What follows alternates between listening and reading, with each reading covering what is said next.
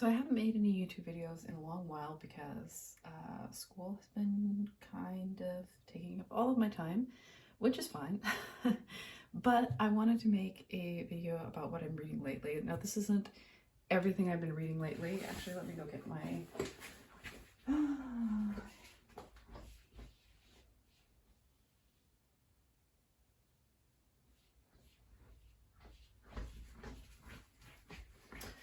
Yeah, so this is not everything that I've been reading lately because I think it's been a really long time since I made a video about what I'm reading. But let's start with Wuthering Heights. So I'm pretty sure I have read at least part of this book before. The funny story for me with this one is that I went looking for a copy from the library, and they had like a really modern, frankly ugly cover listed. And so obviously I was looking for that one. It was much bigger. It was like purple and green. Couldn't find it. The libraries couldn't find it either. And then I was digging around and I saw this weird little book fallen down behind some other books. And then I was like, oh my gosh, that's it. So then my question is there are several different editions of Wuthering Heights listed in the library catalog. Like, they're not all listed together. Like, each edition has its own listing and it's available at different libraries, blah, blah, blah. I'm like, so if you're going to list a bunch of different editions, wouldn't you want to list like the correct edition under the correct edition? So, because like if you, it just seems random. Like, if it's going to be a bunch of different editions, why not just have everything, Wuthering Heights in English, one listing, and then you show me like 15 different libraries that it's at or whatever. I don't know. It's just because I ran into the same thing with Jane Eyre, which I'll show you later. Anyway, Wuthering Heights. Firstly, this book is like the most perfectly sized book I have ever had the pleasure of holding and reading. It's absolutely perfect. You can hold it in one hand. It's comfortable. It's, it lays flat. It's amazing. It's the best thing ever. And actually, as I'll talk about later, this made me change my planner. Anyway, Wuthering Heights, I think I have tried to read it before, and I didn't really get very far. I was like, well, I've been reading Jane Austen all over again. I should read the Bronte sisters again, because, obviously I read Jane Eyre in school, and I loved it, and I think I tried to read Wuthering Heights, but I didn't really get into it. And I ran into the same problem that I had before, which is that I do not like the Mr. Lockwood, the framing of the story as Nellie telling the story to Mr. Lockwood. I just don't like it at all. I don't like Mr. Lockwood. I don't like that he's there in the story. He's worthless to me, and he's annoying. It's just like the first couple chapters where Lockwood is in now I'm trying to say Wildfell Hall. No, that's a different book.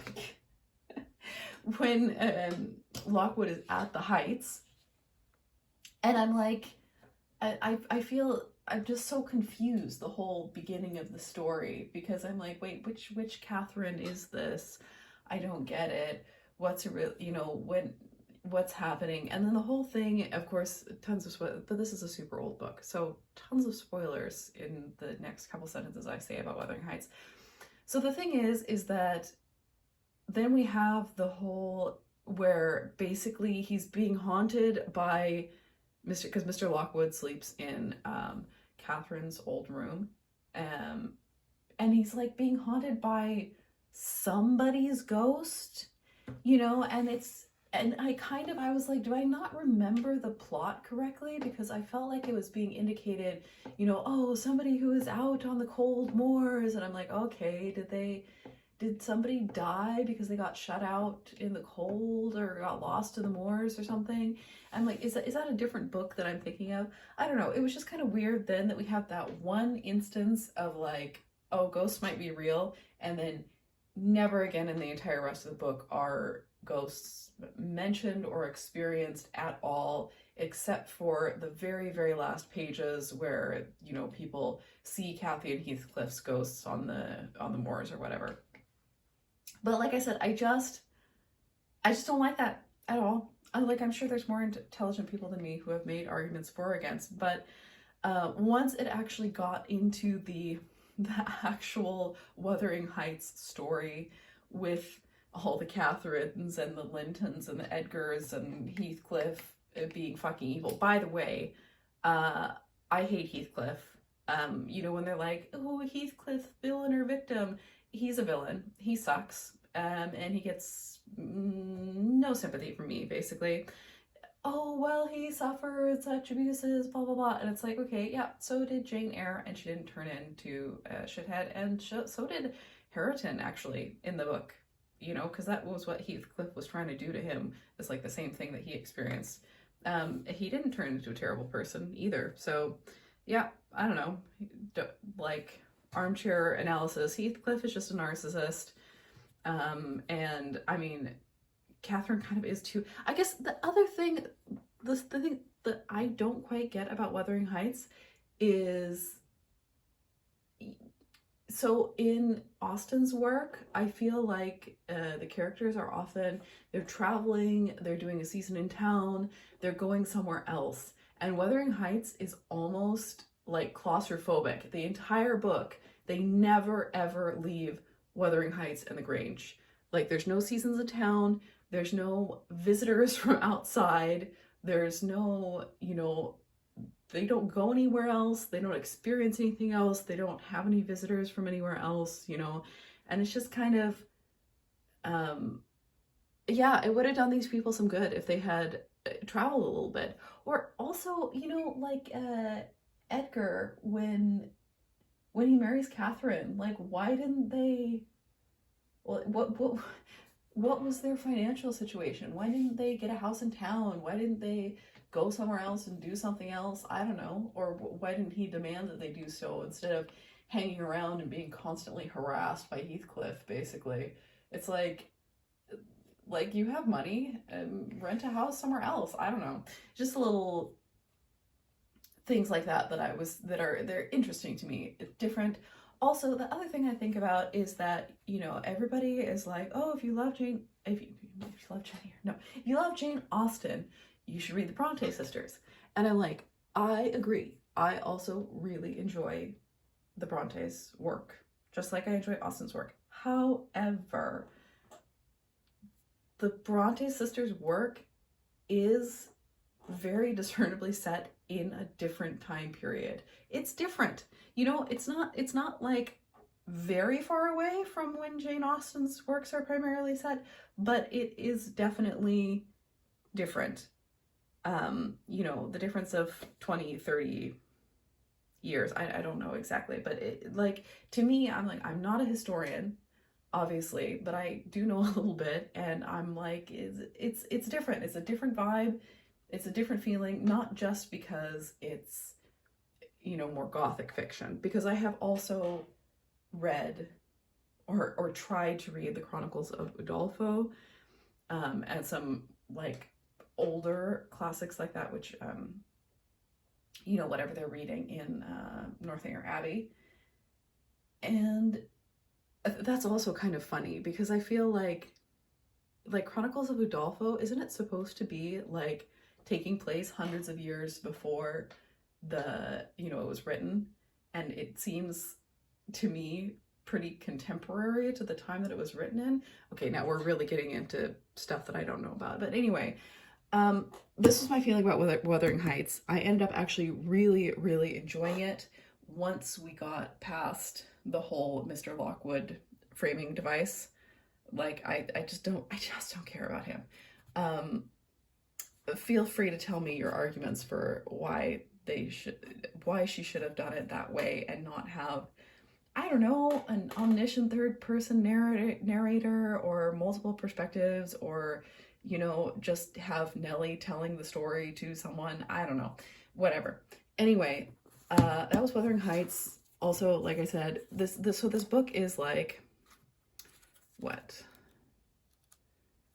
Yeah, it's like 430 pages long and it fits into this perfect little volume. It's just amazing. I love this book. I want all of the classics printed like this on this paper so that I can carry them around with me in my pocket. Oh, that's another thing. It's like a pocket edition, right? They always sell books here, you know, like, oh, the pocket, like, and it's okay, but it's not a pocket edition if you can't actually put it in your pocket, because I feel like pocket editions here are like this size, and also, you know, they can be like twice as thick as this. And I'm like, I can't put that in a pocket. This will fit in a pocket. And I love that. Love this edition. It's amazing. Anyway, that's Wuthering Heights. I just finished that one. And because I finished Wuthering Heights, I went to the library to look for Jane Eyre. And the thing is I went to the library looking for Jane Eyre, and right next to Jane Eyre, of course, was The Tenant of Wildfell Hall. So I started reading The Tenant of Wildfell Hall, but I was reading it like, you know, the Project Gutenberg PDF, and it's not very nice to read. I will read something that I've read before in PDF form, but this was like, I spotted this and I was like, it was so much nicer to have a paper copy. So I don't actually remember how far I got. I started reading it this summer. I think I did properly get into it a little bit. Oh, somebody has been underlining in this edition, but I haven't looked yet. Anyway, I was looking for the edition of Jane Eyre that matches this edition. So it's got like, I don't know, red leaves or something, and it's super pretty. So once again, the fancy, because there are so many different editions of Jane Eyre, which are listed in the library catalog. So I'm like, I would think I would get that edition if I'm looking for that edition listed. Anyways, so it told me it was the cool, pretty cover, but then I went and it was actually this modern cover. And I was like, man, come on. But I picked it up anyway because I really had a hankering to start reading Jane Eyre. I read it in very early high school. I was probably like 14 when I first read Jane Eyre. And I actually ended up quite liking it. I think I maybe even read it twice. I maybe read it once when I was like 13, 14, and then chose to read it later on in high school and like do a little more analysis and that sort of thing. And I remember quite enjoying it both times. I started reading it now. I've been wandering around and sitting in cafes today because I just finished this massive homework assignment, finally. It took so long. So today has been kind of a break day that I worked the first half of. Anyway, whatever. And so I have read quite a bit of it already because that's mostly what I've been doing today and yesterday. I got it yesterday, actually. I did go to another library and I found the prettier cover of it, but then I thought, I was like, these are so heavy, and the copy of, like, this one sits open a little better, but the copy of Jane Eyre, I don't know if it was like too new or what, but it was like, it's one of those ones where you can't even like open it, so you'd have to be reading like holding the book like this, which I don't like. And this soft cover is, I can still kind of read like single-handedly, which is nice. I like that. Anyways, I've been really surprised by how much I've enjoyed this already. Although, you know, another comment, like, I don't love, I hate this font. I really, like, I don't particularly, the cover would be fine, but I don't like the font. Why is it like child's writing font? I don't know. There's just some weird choices made sometime. Anyway, that's what I'm reading right now for paper books. I will start looking in this one and see if I can figure out where I was. This one I might keep, like, I like having something that's not too exciting by my bedside table. So I might have this one for like evening reading, and then this one I will carry around with me because it's also much lighter than the hardcover copy. That's what I loved so much about this one. It was so portable, so I was reading it on the train all the time. It was so nice. Anyway, what else I've read lately? This has been my before bed book. I think I've talked about these. Did I talk about this in the last video I made about what I've been reading lately? Oh no, I'm not sure. Anyway, I love the Moomin books. They absolutely, I don't know, affected me so much. Like I feel like I learned so much from them as a child, and they were one of the first books that I don't know, I read them so many times, and it's one of those things that every time I read them, I find something new. And the new thing that I found this time is I can't believe it's taken me this long. But I was reading and I was thinking, oh my gosh, of course, each of the little creatures that she's created are like a little cultural archetype, a certain type of Swede, right? And I was thinking, I know people who are Hemulans or Philly Jonks and all that sort of thing. And yeah, so this was very, very enjoyable. And the thing was, is when I first read this as a kid, I thought it was like really sad and depressing. And I didn't think so at all reading it now as an adult. I guess it's properly been a long time since I read these because I remember reading them like when I was in my late teens because they were my childhood favorites, and then I didn't read them for a while, and I read them when I was in my late teens. And I think Moomin Valley in November and like Moomin Papa at Sea I often skipped over because yeah, they were sadder and more serious. And now as an adult, I'm like, oh, I just adore it. So I'm gonna have to reread some of the other ones as well. And this has definitely been like a relaxing and going to bed type of a thing, you know? Let's see, what else have I been reading? I do have, yeah, let's see. I do have a thing for, I do love like the kind of blending of sci-fi and horror, or the blending of fairy tales and horror. So I've been reading, this is like a short story anthology. And I'm like, yeah, it's okay. I feel like it's just been recommended a lot.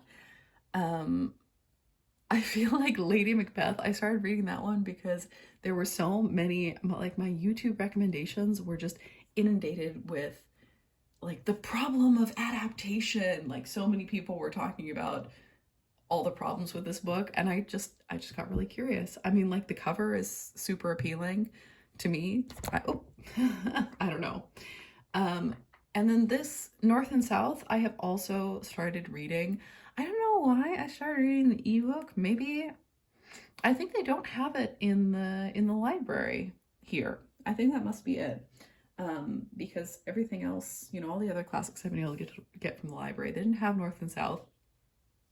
I did actually really enjoy that one. But then I started getting into Wuthering Heights, and now I have these other paper ones. So of course, you know, like that one's not going to go away. I can always have it for later. Yeah, this T. Kingfisher one, I read it and I was like, because like I said, I just got on a fairy tale horror kick again. It's really not horror. I do like it. I do like I mean, it's just kind of like sad, right? The creepy grossness of anyway, I read it and I was like, I'm pretty sure I have read this before, actually. I don't know when that would have been, but yeah, then otherwise, I think I've talked about The Host and these other ones, and these, I'm like, I don't know if I'm ever gonna finish those. I have some other things, yeah, that I haven't finished, but yeah, other than that, I've been listening to, let's see, what have I been listening to? Because that has also been super fun. So I read the paper version of Flickan av Mörkret, loved that one. I wanted to read the paper version of Grimoire's Hemlighet as well, but it's super popular. Everybody's requesting it, and I didn't want to wait a million years for the second book, so I've been listening to that one as I've been walking, and I've been also listening to what is called Magpie Murders by Anthony Horowitz.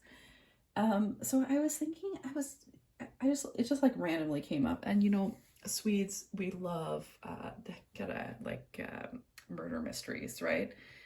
And it came up and it was pretty popular, and I was like, I've never heard anything about this, but you know, well, let's see what it is.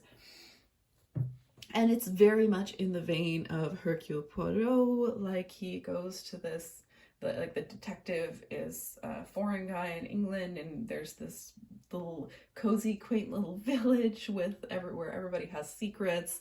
And it's like, it's so long, but actually also so enjoyable. So I have never liked audiobooks before, but I have finally kind of figured out how I can listen to them and enjoy them a little bit, and that is because I am trying to walk like 10-15,000 steps a day, and that is one of my main activities. It's like to go out for a long walk. You know, I walk for like an hour and then I listen to an audiobook, and so that has been really super fun. Yeah, because I had listened to a couple of the Hercule Poirot mysteries, a couple of Agatha Christie's works as well. Oh, and I finished listening to Lord of the Rings again. It's like basically a yearly thing at this point.